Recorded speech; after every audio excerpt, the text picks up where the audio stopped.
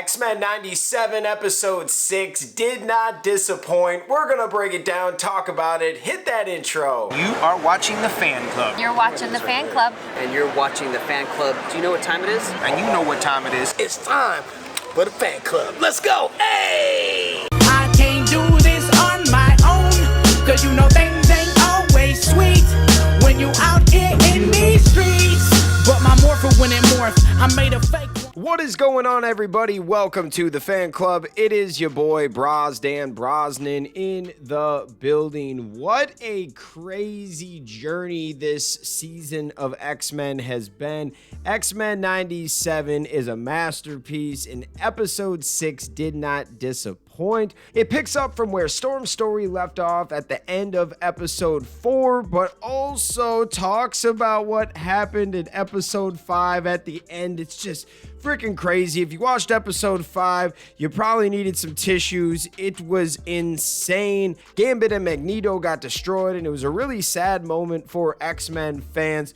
But we have a feeling they might be coming back. There are so many crazy things that happened in this episode that I didn't think were gonna happen. That is the theme of this season. Expect the unexpected. Whatever you don't think is going to happen might freaking happen. There were so many cool things. Let's get into it. In the captivating 6th episode of X-Men 97 titled Lifedeath Part 2, the return of a beloved character and the emergence of a formidable threat set the stage for an exhilarating conclusion to the season.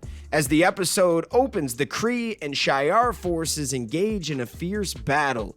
Deathbird, the sister of Shi'ar Princess Liandra, easily defeats the Kree, including Ronan the Accuser. Her forces include Vulcan and Havoc, Scott Summers' younger and middle brothers respectively, who possess energy powers. Deathbird seeks information about the whereabouts of the Supreme Intelligence, the leader of the Kree. Meanwhile, on Earth, Storm cares for the injured Forge, who has been infected by the demonic adversary's bite. The adversary tempts Storm to abandon Forge, but she defiantly refuses. Assisted by Forge's mother's notes, Storm finds a medicine that can heal him. On Shi'ar, Professor X, who is presumed dead, makes a shocking return. He has been restored to health by Shi'ar technology and gifted with a suit that allows him to walk.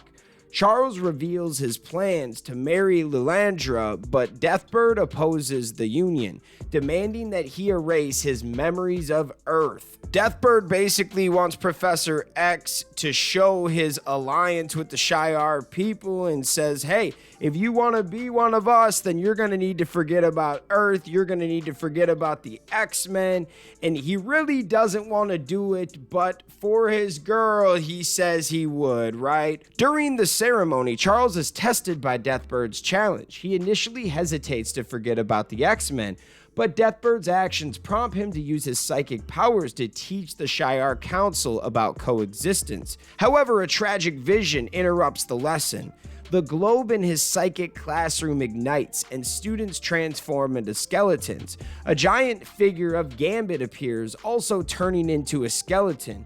Charles realizes that a devastating attack has occurred against the X-Men, and Professor X is prepared to go back to Earth. There has been some speculation and rumors that Magneto may still be alive because we do not see a skeleton or anything like that. There is a chance. Meanwhile, Storm embraces her full potential as a mutant, vanquishing the adversary and healing Forge. There was this moment where Forge is basically going to die because the adversary hits him with some poison. And this episode, they're trying to figure out how to get this plant. There's this magical plant that can basically cure anything.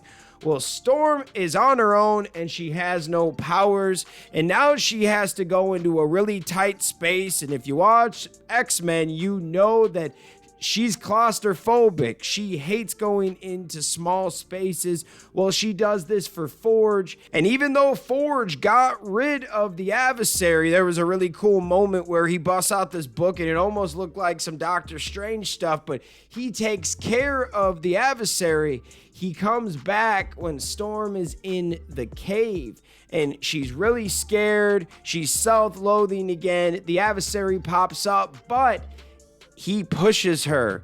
to be herself again, and somehow deep down, I guess the X gene was still there. Maybe this device just suppresses the X gene because it came out and Storm has her powers again. She got the magical plant, got it to Forge. He is good. It's a really crazy story. It goes from those two kind of hooking up, being boyfriend, girlfriend. Then she walks out. Now Forge got her back. Like, it's crazy. I love it. That is awesome. And then you go over to the Professor X thing. Who saw Professor X coming back to the storyline? That is nuts. And what are the X-Men gonna think? Are they gonna feel abandoned? Are they gonna feel like, yo, so they just brought you back to life and you weren't gonna come back? You were gonna forget about us or what? There's so many crazy storylines. I want to know what's going on with Rogue. We didn't even get to really see the X-Men who are grieving, the X-Men that were there, and the ones watching this crap on TV. We didn't even get their opinions or their side of the story yet. This is nuts. I love how they make their episodes because they still picked up and acknowledged last episode, but this was more about a continuing story on other planets and on the other side of the world. Like, Storm has her own story going on. Professor X, I guess, just has his own freaking story going on. Like, holy crap. The episode ends with a sinister revelation. Master Mold has been accessed for Mr. Sinister, setting the stage for a thrilling confrontation between the X-Men and their formidable allies. So is that who put the attack out on the X-Men? I guess, coming to think about it, we never found out who was behind that attack. I think it's gonna be Mr. Sinister. This is crazy. I love this show. If you have not yet, go check out X-Men 97. If you have, let me know your thoughts in the comments. Shout out all of the fans out there that take the time out of their day to watch this content. You are the real MVPs and the reason why we can continue to make stuff like this. So thanks again, and we'll see you next time. Peace. I just want to give a special shout out to the Gold Ranger members out there: the Arctic Operator, Roderick Ham, Papleon Purple, Salima Ramirez, Danny Nascimento, Stephen Heffelman, Chaos Draco, Thomas Franco, Anime King Nick, Louis Cairns, Miguel Ortiz, and Sean Schiffer. Thank you guys so much for your support, and if you want a video shout out like this one, sign up to be a Gold Ranger member today. I just want to shout out all of the fans out there for taking the time out of their day to watch this content. Thank you from the bottom of my heart. If you can, please like, hit that subscribe button, hit that notification bell, and hit that share button. And if you guys want to be a member, click that join button right now. We have a Blue Ranger membership that gets you into the exclusive fan chat Discord. Then we have the Gold Ranger membership. It gets you into the fan chat, but you also get a video shout out at the end of every video. I want to thank you guys again. If you can, sign up to be a member. We will see you next time. Peace. Hi, we're Bulk and Skull. We have been requested by the fan club to say something funny.